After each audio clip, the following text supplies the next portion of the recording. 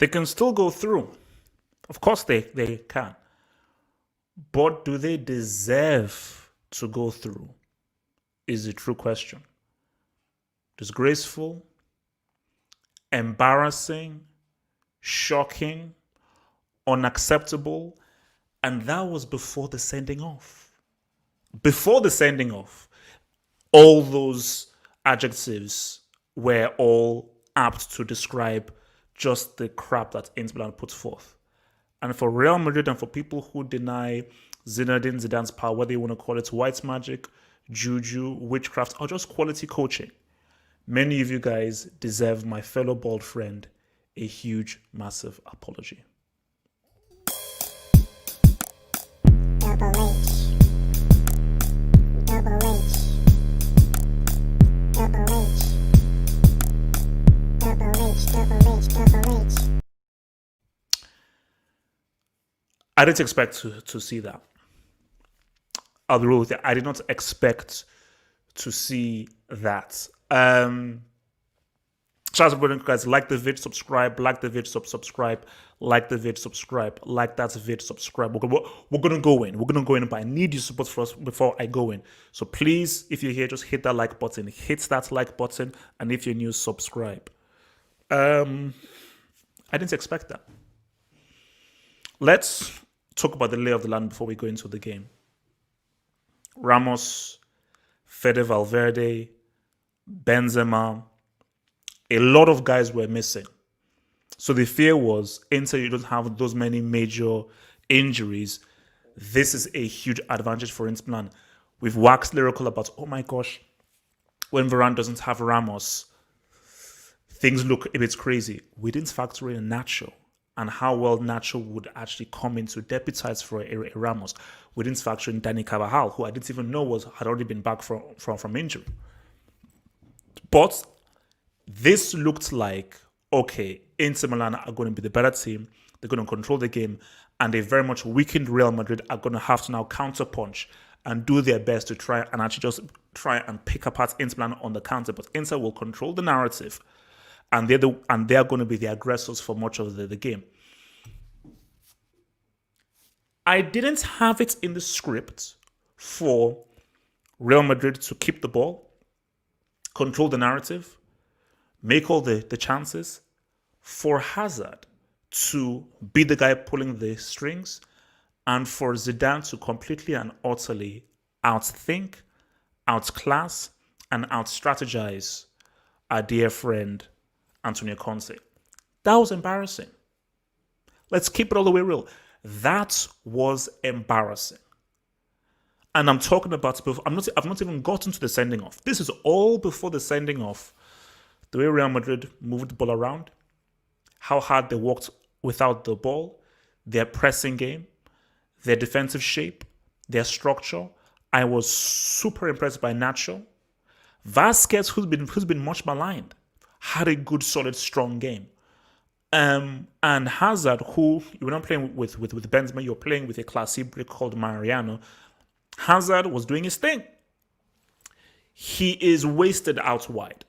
He should be moved in a sense. And when he was put in as a striker in a false line, when they brought in Rodrygo, he was making a lot more moves.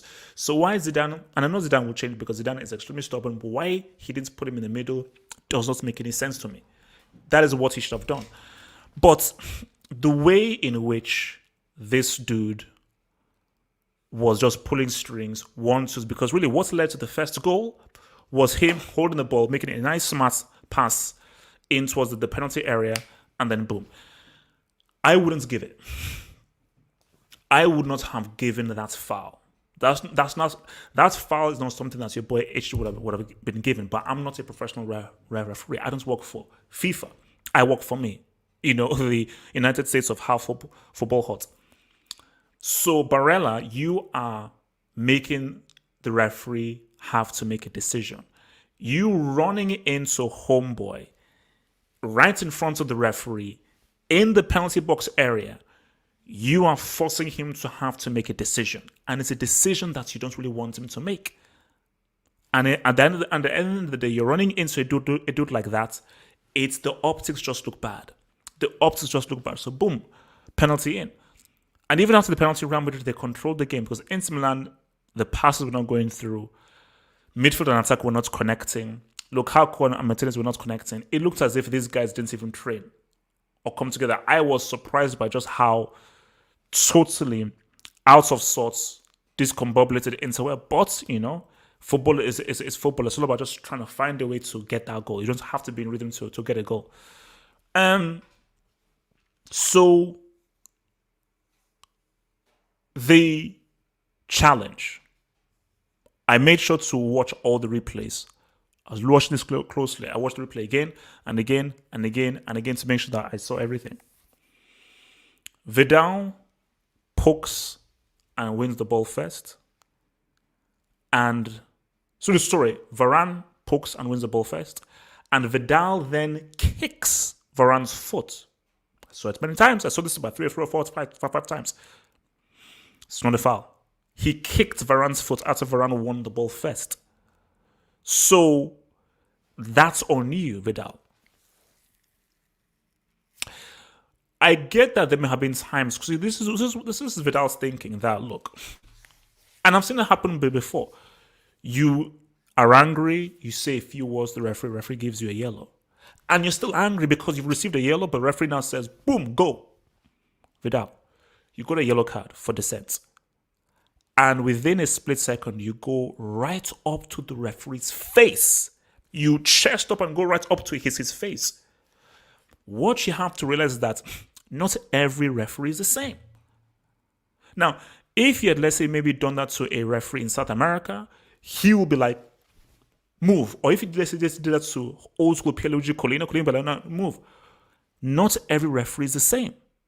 And every referee, it is to their discretion what they feel is, okay, you're now stepping over the boundary. Referees are human beings. They're not robots. They're given general guidelines. But you have strict referees. You have lenient referees. You are putting yourself in a bad position when, after receiving a yellow card, to literally go and chest bump the referee. And in the end, second yellow card, game over. So you cost your team the game. But let's keep it real. I don't want that narrative to run through. Antonio Conte, the papers are going to be processed tonight. By tomorrow morning, Antonio Conte will be a Class B member of the Brick Academy. The Inter Milan badge is going to be inducted into Class C membership. Arturo Vidal, tomorrow morning, will be a Class C member of the Brick Academy. These are confirmed. These cannot be reversed. These shall be moving forth. Let me deal with Zidane first. Zidane first. Let's not change the narrative, because hold on to your boy Sergio Contral in my Twitch stream. He said a lot of people owe Real Madrid some apologies, and they do. And when we bring in the hangout dudes, I'm going to ask for a few apologies because there is still this thought that Cristiano gave Zidane his trophies. He gave him all of his seals, and he literally is just a vacuum, and the players just gave him all of those wins. He wins La Liga without Cristiano. Nah. He's a fluke. He's this, is that. So he's missing several key players, and they put up a performance like that. When do we start giving Zidane his credit? When do we finally say that maybe he's actually a pretty good coach? He's not Ancelotti, he's not Klopp, he's not Pep, he's not Mourinho. But when do we start giving him his credit? When do we just say, you know what? Maybe this guy knows what he's doing. Maybe he's actually a good coach. Maybe he's a good manager. Because that is management. Management isn't you have your best players all fully fit, playing fully on form, and you just do a few things no, that's not management. Management is you've got injuries, you've got suspensions. You now have to say, all right, Vasquez, can you play right wing? All right, Nacho, I know you're a right back. Can you play center back here? All right, Hazard, you have to now be imaginative as well. When are we now going to give Zidane his credit for managing situations because that was management. And also, I almost forgot, he ain't what he was a few years ago. But every time I'm seeing Modric, more and more I'm appreciating just how good of a midfielder he is. And more, I think we need to actually open up the conversation again about Modric and where he stands in this generation. Because people say, oh, no, Xavi, Iniesta, they're clear. Maybe on Sunday we need to open up this conversation again because I was like, Modric, but this guy is still doing things in central midfield that makes you say, oh, no, this guy still has something. The quality that he has, the pass range, the quality of passing, the decision making, the carrying of the ball, the technique, the football IQ, the football brain, the decision making, the movements on the ball, the 360 division. These things are still there. He doesn't have the legs. He doesn't have the physicality. He's older, but these things are still there. So we might need to open up the conversation about Modric again because I'll say it.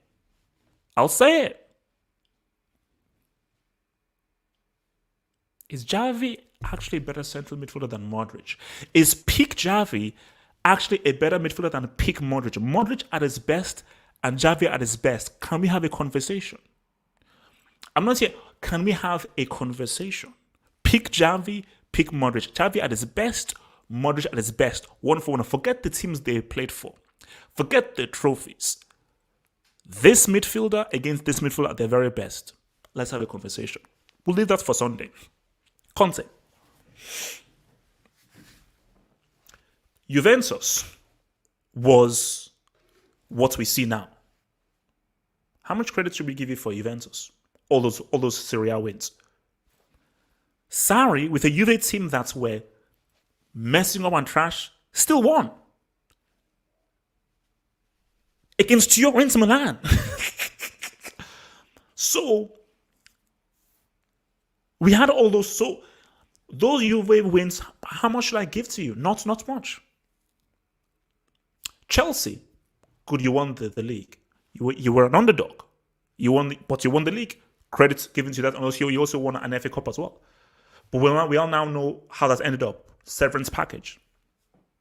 Italy, you did well. Quality. Did you win though? You did well. Did you win though? You got to the quarters and you got beat on penalties. But you got beat. You didn't win the Euros. So you have your players. You have the money. You have been backed.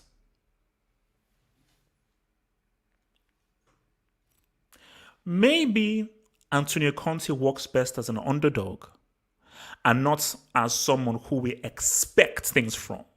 When we now expect you to do things, you obviously can't deliver.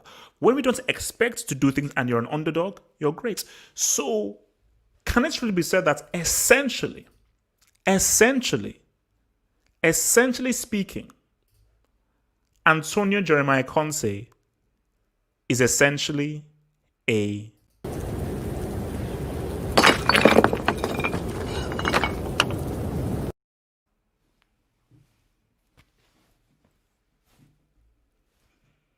essentially,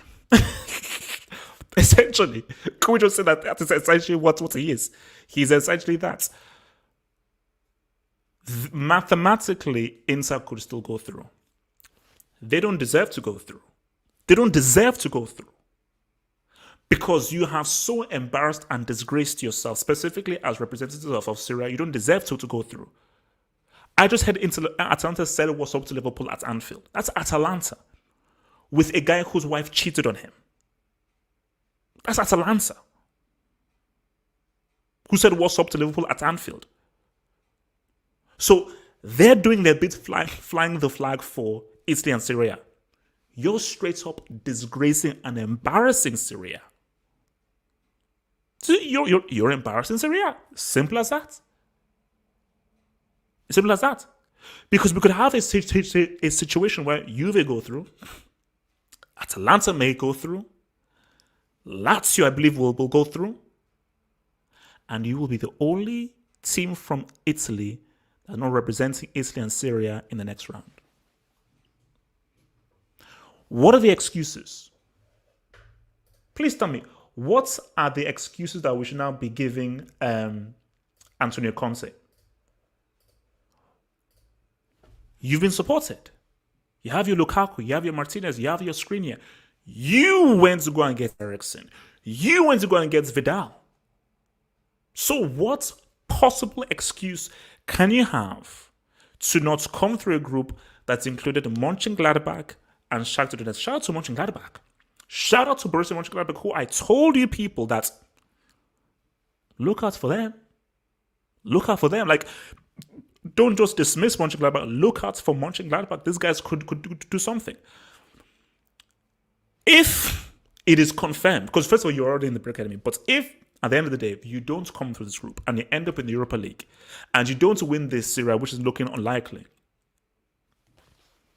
I think we have to readdress Antonio Conte and how we rate him. And we now have to say to ourselves that, okay, you won all those league titles with Juventus when there was no competition. You never sniffed the CL final without Juve team, but Allegri went to 2 finals. You won a league title and an FA Cup with Chelsea, but in your final league with Chelsea, you were literally tanking the season so you could get a severance package. And then you now come over to Inter Milan and you lost the league by a point, a league which you should have won against a horrible Juventus team. And right now in this season, you're struggling to even make top 4 and you could not come out of the group again. You got bumped out of the Champions League group last season by a test tube baby. And now, Borussia Mönchengladbach, because remember, these guys are playing Borussia Mönchengladbach next week in Germany because you screwed up by not getting full points against them in Italy.